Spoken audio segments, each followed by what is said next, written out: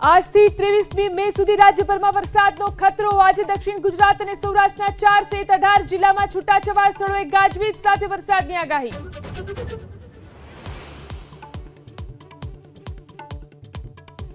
અમરેલીમાં તમામ બોટને તાત્કાલિક દરિયાકાંઠે પરત બોલાવવાના આદેશ। દરિયાઈ માર્ગે આતંકી પ્રવૃત્તિ ન થાય તેને લઈ નવી સૂચના સુધી માછીમારી માટે ટોકન પ્રક્રિયા બંધ।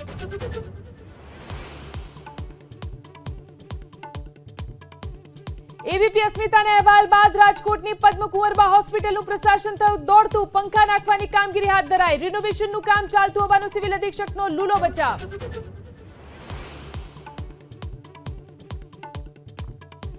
મની લોન્ડરિંગ એક્ટનો કેન્દ્ર સરકાર દુરુપયોગ કરતી હોવાનો શરદ પવારનો ગંભીર આરોપ। કહ્યું સરકાર બદલાય ત્યારે કાયદામાં સંશોધનની જરૂરિયાત।